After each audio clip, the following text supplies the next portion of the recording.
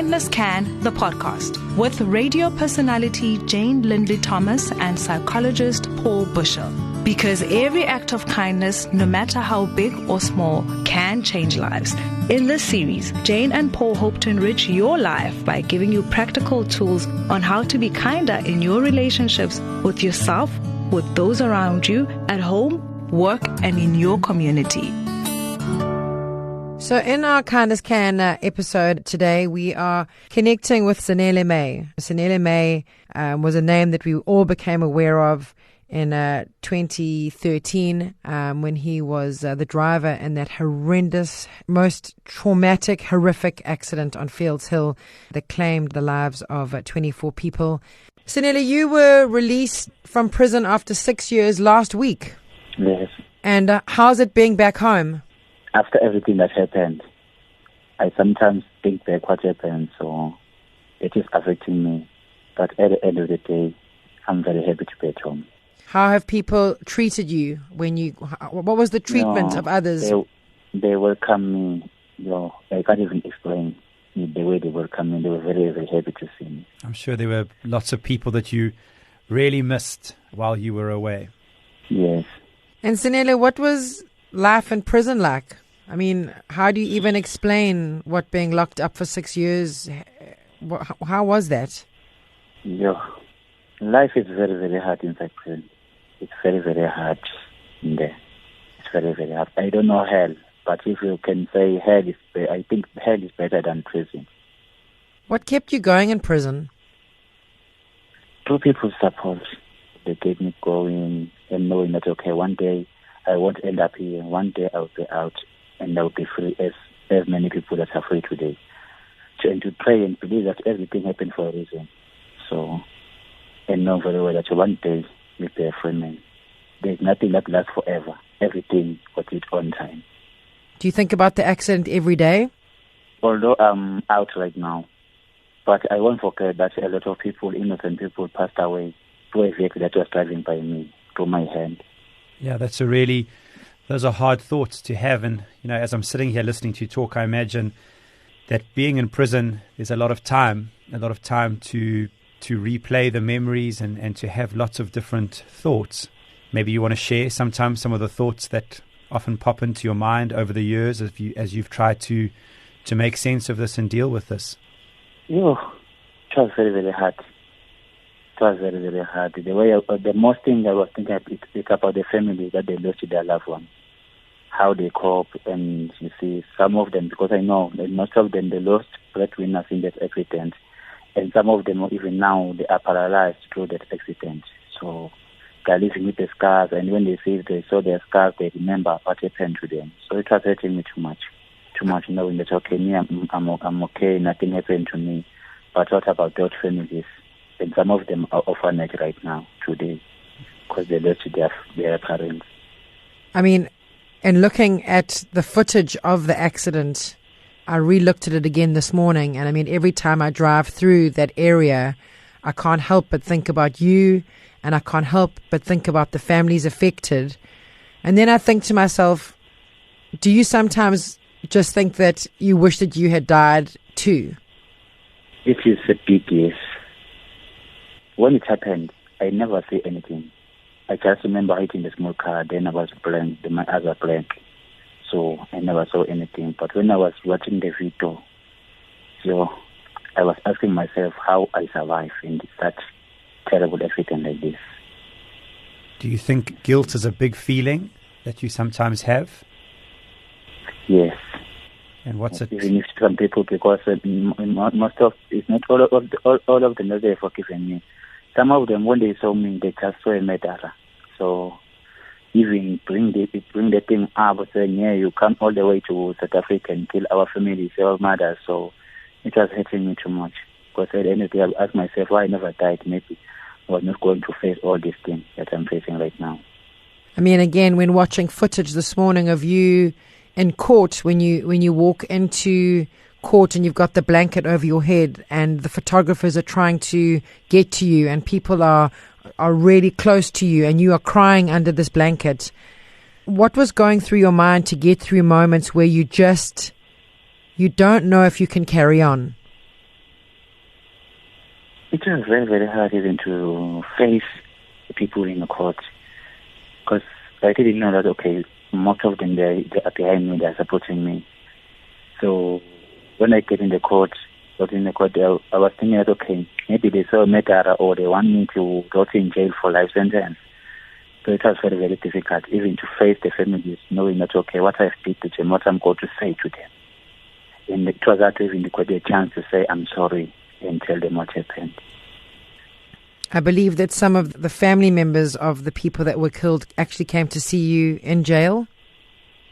Yes, they did come. And how did they treat you? Were they angry? They told me that, okay, when they came, they were very, very angry. But the moment they saw me, they just want to cheer to each other. Even as I told, I just cried, knowing how I'm going to face them. But I've got to give me the courage to just go through and tell them how sorry I am. And we shared the memories, and they told me that, okay, Sanele, we are here to tell you that we have forgiven you. So don't blame yourself about what happened. It was an accident. Although we lost our daughter, and one of them, she woke up in the ICU. But the most important thing she said, Sanele, I forgive you, and you are my brother. So I was very, very happy. It was just a relief. It felt like a heavy load is released on my shoulders, knowing that some of them, they've forgiven me. Not everyone is blaming me about what happened. Sounds like a really brave moment that must have taken a lot of courage for both of you to be able to sit with each other. At the same time, it sounds like a very powerful moment where you could share each other's story, share each other's loss. It sounds like it meant a lot to you. It meant a lot. Because that opportunity, I needed it most. Although many of them, they're never able to come. But if I can see just 3 of them to come forward and say, May you have forgiven me, it means a lot to me, knowing that some of them have forgiven me after everything I did. So, Sanele, you wrote to each family, am I right, from prison? Yes, it's true.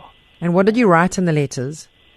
Just asking for forgiveness, letting them know that I'm very sorry for what happened. It was not my intention. It was just an accident. So I'm asking them to forgive me for everything I did to them. I'm very, very sorry. I was just asking forgiveness to them. And most of them, they write back saying, okay, Sanele, we've forgiven you. Now don't blame yourself, but happened. We forgive you. So now. Have you forgiven yourself?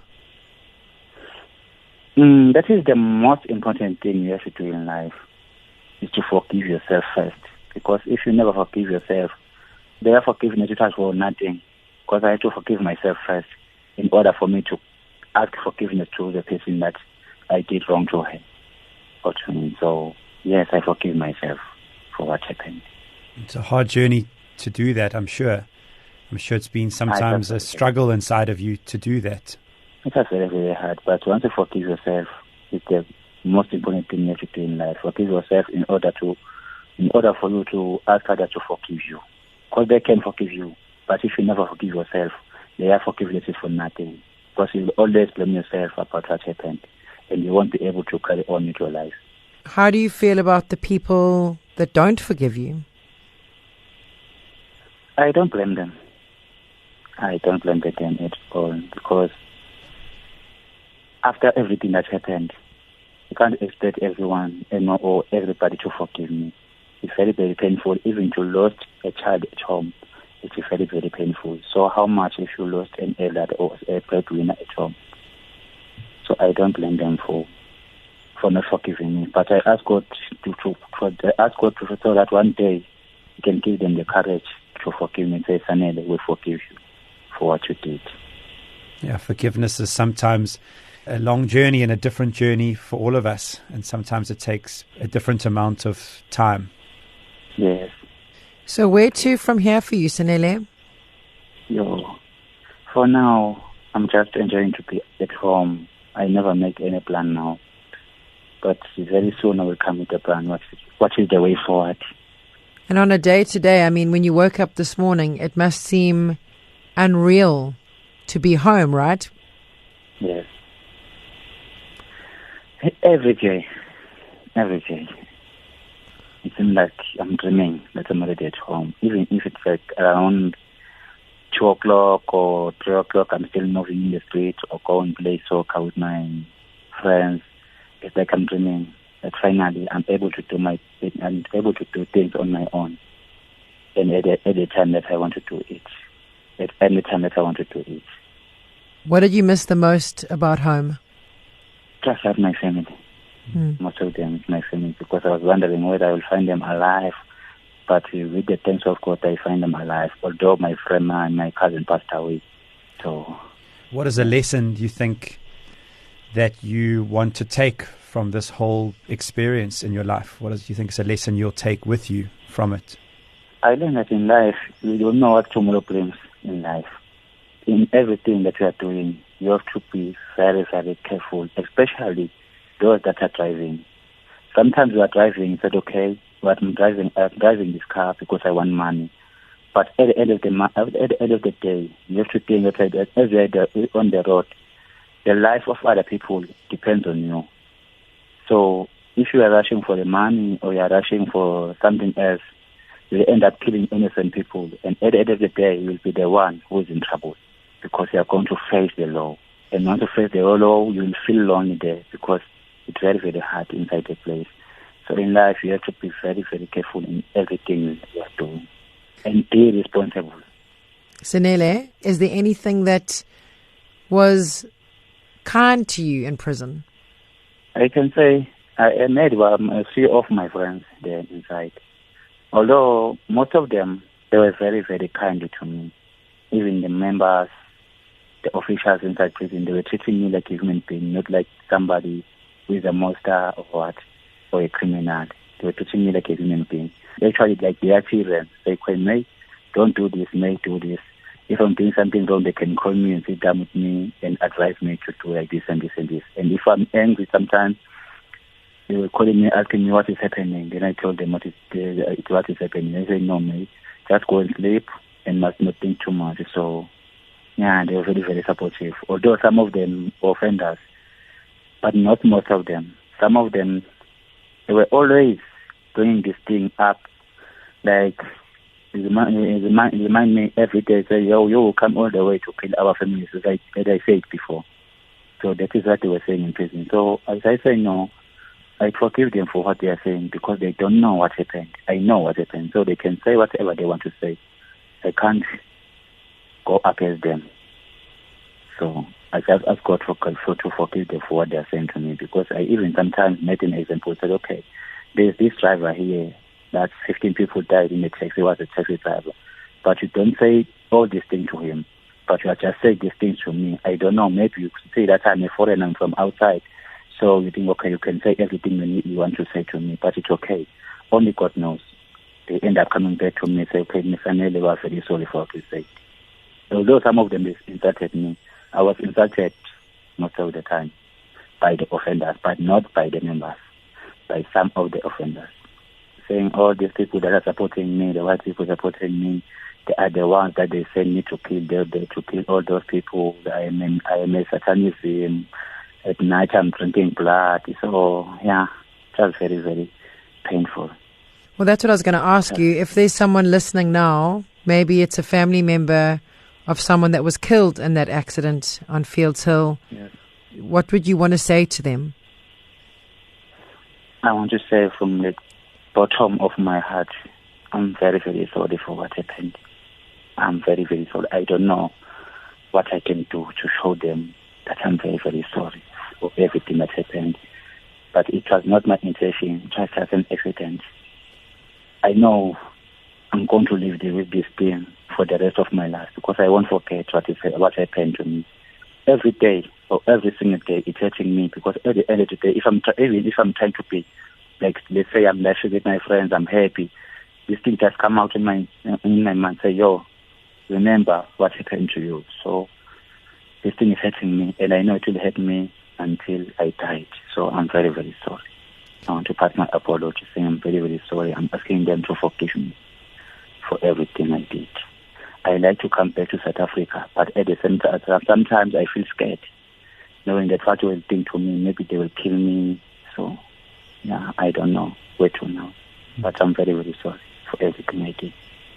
The journey of forgiving yourself and the journey of them forgiving you is a process, and to you and to all of them, to be gentle and kind and patient on that journey. Sanele, we've spoken about the people that haven't supported you, and now let's talk about the people that have supported you. How has the love been from the Sanele May supporters? Wow, I can't even explain. I don't think I was going to make it without their support. As I said from the beginning, I asked myself why I never died. So to see them coming and show me the love and the support that they showed me, saying, okay, Sanele, now we are here for you. We'll do everything for you. So don't worry about what happened. Okay, just forgive yourself about what you did. We are here to support you. So I don't know. I'm speechless about their support, about everything they did for me. Because, okay, although I was in prison, I was away from home, from my family. But to them, I get a big, big family. They are more important than my family to my life. Because they show me love, and they show me how to take care of somebody who is in such a big situation like this. And I ask them, okay, to not stop doing this thing to me. There are some people out there that they need support, and some of them, they even commit suicide because of lack of support. So for me, I salute them for everything they did for me. I really, really appreciate for everything they did. What were some of the kind things that they would do to show you that they supported you? The letters that they were writing to me, encouraging letters. Sometimes if I read it, even if I'm sad, sometimes, okay, I don't feel okay. But once they came to the visit and they came with the letters from the people in the support group, they were reading them, then I read them, the letters. I was feeling very, very happy, feeling like a human being, saying, okay, although after everything happened, there are some people that love me outside. There are some people that they don't see me as a murderer. They see me as a human being. And they understand that, okay, what happened, it was an accident. So there was an encouragement that they were sending to me. It really, really helped me a lot. Sanele, you're so brave. Thank you for sharing your story with us. Yes. So, we're chatting today about forgiveness, and I can't help but feel, as big as the emotion of feeling hard done by or hurt or devastated or mortified, that forgiveness is possible. And, he speaks about writing letters to all the families and then getting a response of some and not of others, and how hard it must be to cross over and be like, I lost a family member, but I forgive you. I think there's just so much emotion. And as I sit here and we share this conversation, I feel like I'm connecting with so many different feelings that exist on to so many people who are connected to the story. And they're all such big, hard, tragic feelings. I think guilt is a big one in all of this. Anger, shock, trauma. And I think it's really a journey for each individual who's connected to the story to process all those different emotions and find space to acknowledge them and find a way for them to find a resting place, I suppose, where they feel more manageable. And I think for each person connected to the story, that journey will look different. And some will find that closure or that forgiveness quicker, where there's no judgment. For the person on this journey who's still struggling with that, and even for Sanele, that it's just such a journey of finding that forgiveness for self and finding the courage to sit with surviving families, and so each journey will look different. And so for the listener out there, whether you were connected to the story or you have a story of your own like this, just know that although forgiveness allows us to be free of many of these emotions, or the intensity of many of these emotions, because some of them will exist in some form or another forever, but we might be released from the intensity of them through forgiveness, that sometimes comes in different shapes and forms for all of us. So please don't feel like you have to rush that process or be critical on yourself that you can't get there right now. Be gentle and be patient with yourself. And if you are struggling for it, know that, and again, it comes through in the story today, you don't have to be alone. Seek help. Talk to people about it. Share this. You don't have to walk that journey alone. And I think what really stood out for me is that if there could be a domino effect of maybe you have been someone that's hurt someone, to start the road to self-forgiveness, and that if you're on the receiving end, that there is the capacity for forgiveness. It might not happen now. It might not happen next year. But this for me certainly has been a story, a human story of the capacity that we can love even when we have been robbed. Well, I think it goes back, Jane, to that idea that we can hold different feelings all at one time. And so although I might not be ready to forgive you because I still am trying to process some of my loss and my sadness and the implications of that to my practical life, being orphaned or losing my loved one, I can still hold, on the other hand, the ability to sit with you and share a conversation about this, or give you the chance to say what you need to say to me. And I don't have to forgive you in that moment, instantaneously, but it's the start of that process. And I think those kinds of dialogues, there's so much space for them. There's so much healing that can happen in them. Of course, they take a lot of courage and bravery. But we know that in South Africa, the idea of restorative justice, that justice can only really ever be achieved for both perpetrator and victim and survivor when there's a certain element of forgiveness, or a process of getting onto that path of forgiveness takes place. And for me, there's just so much value and power in that, because we can set ourselves free, not just the perpetrator, also victims and survivors can set ourselves free of some of the intensity of those emotions. Yeah. Until we connect again, you can reach out to us at www.kindnesscan.co.za or drop us an email at info@kindnesscan.co.za. Until we connect again, lots of love. You've been listening to Kindness Can, the podcast. Find out more at kindnesscan.co.za.